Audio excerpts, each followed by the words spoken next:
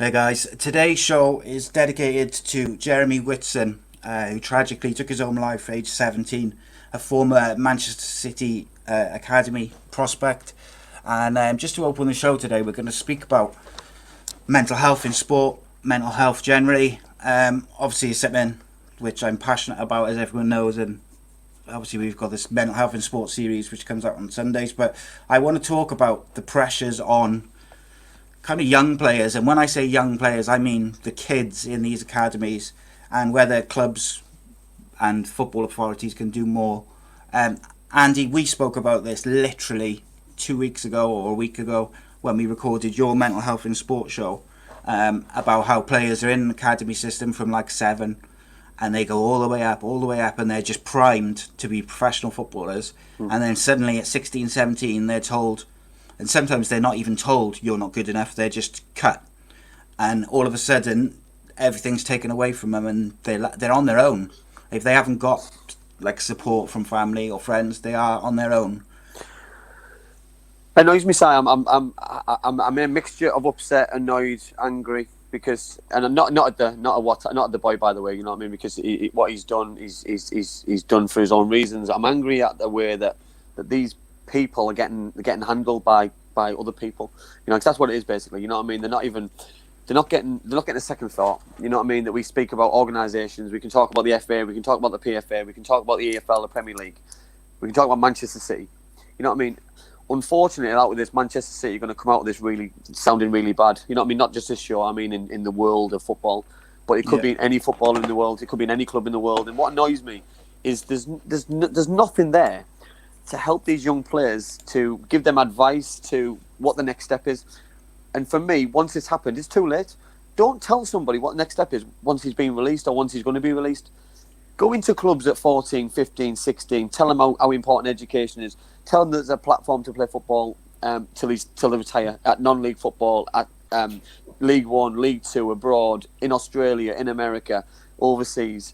Tell them how important, you know what I mean? There's a level for everybody, but unfortunately, players are put under that much pressure by peers, by parents, by themselves, by clubs, by friendship groups, that they're not given a chance. You know what I mean? And then all of a sudden, when the news hits them, it hits them like the stone, and they don't know how to handle it. They're embarrassed, they're lost, and then by the time they know it, somebody like Jeremy does what he does, and it's such a I can't believe it, because you know what I mean, and this year has been the worst year involved in life. You know what I mean, with COVID, with people losing loved ones, personally with losing two good friends of mine for various reasons, and now this, and I don't know what we've got to do or what's got to happen before somebody joins in and takes it seriously. It's starting to annoy me now, it really is. Yeah, I feel a bit like that. It just feels very much as if people are saying, and like Jacob off the mental health show, he says quite often that clubs will kind of tick a box as if to say they'll do the bare minimum with players generally in regards to mental health support, but it's more about so they can say they've done it, rather than having genuine concern, care, empathy for these players and for these kids. Laurence, are we asking too much of football clubs and football authorities to do more to help children? Because this is what they are. These are children who are built up as the next big thing by their coaches and whatnot, and then all of a sudden they're out in the cold with sometimes no explanation. Is it too much to expect for them to have a bit of support and help and advice? No, I think it's absolutely vitally important that when these players and as you called them, dead right, children are taken in by clubs and they're put through the system, that it's made absolutely clear to them that even if they're in the system, it's still a massive long shot to make it. You know, the amount of kids that are picked up in these squads, out of them, 2, 3 possibly will make it at that club at the very, very most. Others will then have careers elsewhere. And they also need to sort of tell the parents as well. I think the parents as well will need to be managed, and expectations need to be managed. And it's a really important thing. The one thing that sort of leapt up at me at this is what's the PFA's role in this? Because these players they're still players. Are they actually part of the PFA? or if they haven't had their professional contracts, are they not kind of deemed part of the PFA? Everybody, I don't know if you've got a... Everybody, Laurence, in my knowledge, everybody who is at a professional club is inside the realms of the PFA. So they, you know what I mean? I remember when I was at YTS, the PFA came out to us and talked about media training, talked about etiquette lessons, so how to go to a hotel and handle yourself, social media. You know, so like you say there, you know what I mean? It's upsetting because how many are they waiting for before they do something about it? You know, because young kids, you know what I mean? You just said there about the percentage, small percentage of them making it. The percentage at Man City, even smaller, by the way. So, you know what I mean? You can look at Man City, Phil Foden. Not everybody's lucky enough to be a Phil Foden. Not everybody's lucky enough to go on to play for Manchester City. But the pressure for that to not happen shouldn't fall on the young boy's shoulders, and he shouldn't feel as though the only way out is to do what's happened. You know that. I look at the amount of players who've come from Middlesbrough, for example, who haven't made the first team, who go on to have so many successful non-league careers. You know, that I had a conversation this morning with an ex-Middlesbrough coach, ex-Hartlepool United assistant manager Paul Jenkins, and Paul had a tweet feed on his Twitter from loads of ex-professionals, current non-league players who really upset because, you know what I mean, some of their comments were, how many people is going to have to happen to before they educate them and tell them that there's a good living to be made, going to work, earning silly money, getting paid to play football, which is a great job, by the way, and earning silly money as well, but getting paid cash in hand, you know what I mean, and getting paid to play football on the weekend. So I just think for me, there's got to be an education. Laurence said there about parents. For me, the parents need the education as well. You know what I mean? Yeah. Give them. I'm not saying parenting classes, but give them education on how to handle your son or daughter be the best footballer in the world, because that could happen to you, and if you can't handle the pressure of being a parent, then the pressures can be silly on you. The pressures on your son is going to be outrageous if they ever make it to the top, like Mason Greenwood, like the Marcus Rashford, the Phil Fodens. We spoke off air there about 18-year-old, 19-year-old children, kids, young adults making mistakes. You know what I mean? And social media. Social media is the worst thing invented for young footballers at the minute, because you've got to be this high-profile person who has this flash car, flash house, does all this, has loads of money, has a flash girlfriend on your arm. It doesn't work like that, unfortunately. You know what I mean? It's real life.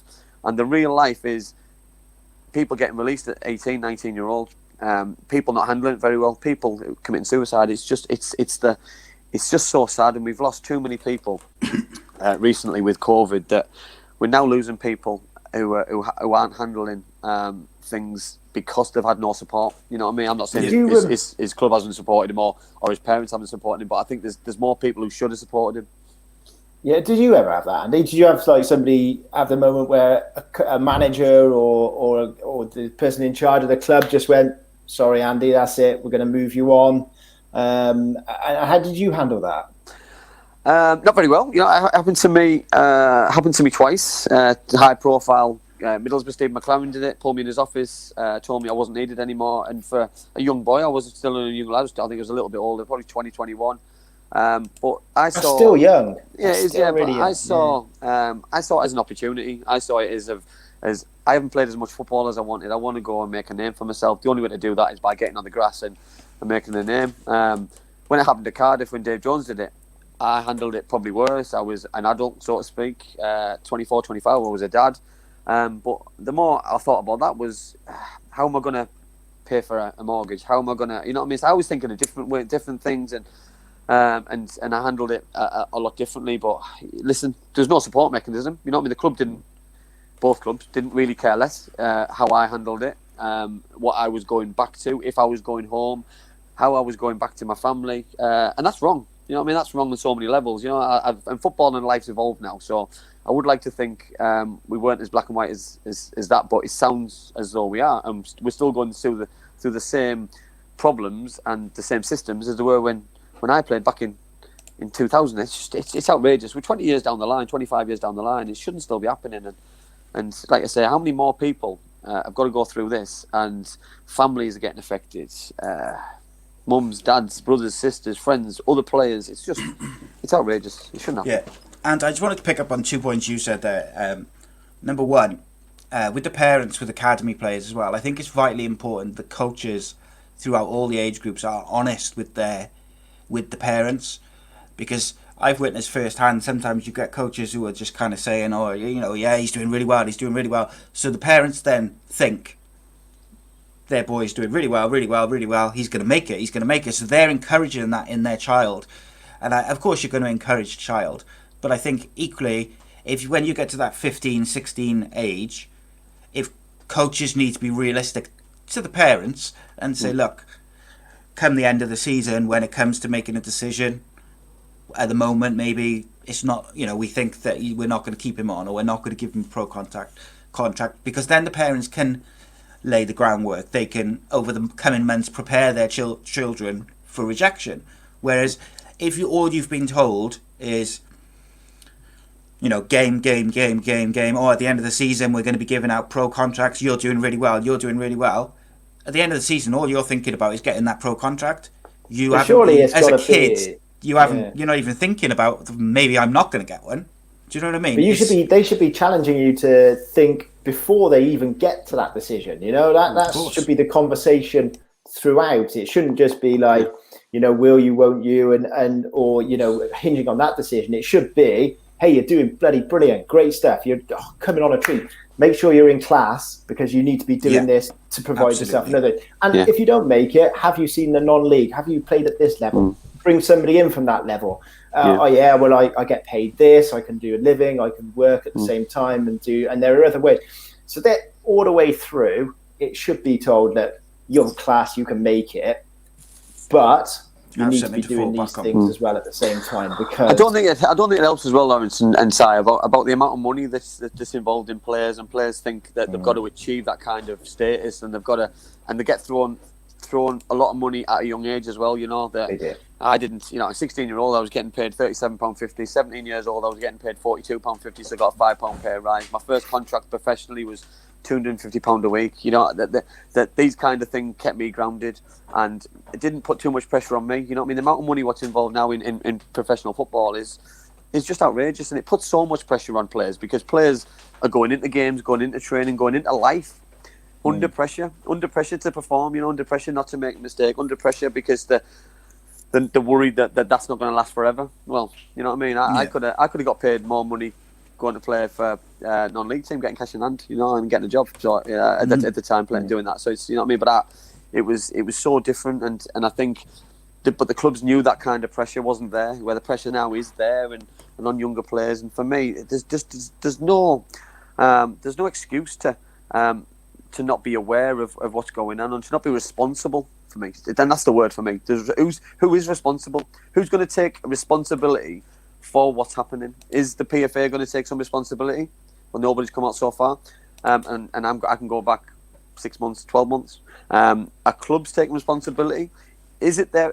Whose responsibility is it? You know what I mean? Because each club might do things differently, but Man City might release a player, and then the same player might go and sign for Man United, and they might do things differently as well. So for me, it's all got to be done the same way. And if that's an organisation, externally, internally within football, I'm all for it, because for me, it's all got to be run the same. And if that's somebody going into every single league club, every single non-league club, every single junior football club, every single month, 6 months, 3 months, however it may be, or at the other end of the phone, that your phone rings when the player needs you, then a little bit like a hotline, you know what I mean? That if they're there to save a life, then for me, they're doing a great job. Yeah, 100%. Look, at the end of the day, in my opinion, and I'm sure you guys agree, that mental health and talking about mental health is more important than ever. Suicide rates in the UK are at like an all-time high. It's particularly, in the modern era, if you like to say. But we've got to do something. On that point though, that's also education, because going in to tell the players and tell people that it's not a weakness. You know what I mean? That your manager will not think second thoughts and think negatively of you if you go in and say I'm struggling mentally. You know what I mean? Whereas back in the day when I played, it was a naughty word, it was a swear word. You didn't want to show weakness, so you kept things to yourself, regardless of your home life or your football life or something was going on in your mind or in your head or in your life. But it shouldn't be like that. You know what I mean? We're all in this together. We're all in this life together, and you only get one shot at it. You know what I mean? So if that's being successful, or if that's just trying your best and getting the best out of what you've got, then we've all got to jump on board together. What did you make of the Barrow manager's comments over the weekend about his goalkeeper having to man up? Did you see that over the weekend? Yeah, I did. I was not happy. Yeah, disrespectful for me because I said Dunny's a player that I grew up with, and you know what I mean. He's pretty old school, the same as probably I've been brought up. That was, and it's a naughty word, isn't it? You know what I mean. Whereas if you're struggling, you're struggling. You know what I mean? Because how would he feel today if that player had taken that to heart and done something stupid? You know what I mean? Then he's got to live with that for the rest of his life. So you've got to be very careful what you say, internally and externally. You know what I mean? And for me, anything that happens inside the dressing room on the pitch stays inside the dressing room on the pitch. It should not come out to in the public. It should not come out into social media. And if it ever does, then so be it. It's a mistake by somebody's part, but not a manager's decision to do that. For me, that's outrageous. It was 100%. the wording of it as well, wasn't it? The man up bit. Yeah. You know, it's like, yeah, he's going to take responsibility. You know, he's a young goalkeeper. We're going to have to work with him on this. Fine, but it's very, very different to telling him he's going to have to man up. Yeah, it was very, very poorly. He seemed angry, and I think maybe he wasn't thinking in that moment. Listen, Laurence, we've all been there where we, you know what I mean, we all get angry, we all go upset. You know what I mean? But you know what I mean. Sometimes managers get a microphone shoved in front under the noses straight away after the goalkeeper's made a mistake or he's done something. You know what I mean? And for me, I'm hoping he regrets it, and I'm hoping he learns from it, because he's a young manager himself. He's going to make mistakes, like a 19-year-old player is going to make mistakes. So hopefully that doesn't happen again, because it could have a catastrophic effects on somebody's life. Yeah. It's not even his goalkeeper, right? It's a loan. Yeah. He's on loan from Fleetwood. Yeah, so I'm hoping Joey Barton thinking about it, and you wouldn't mess with Joey. No. At the end of the day, like, we've lost far too many young men, young adults, and I think at the end of the day, what we need to do, we need to change the way we approach mental health, whether it's education, awareness, people talking about it publicly. We just got to keep doing it and keep working at it, because whilst we're still losing people, we're losing the battle against it as well.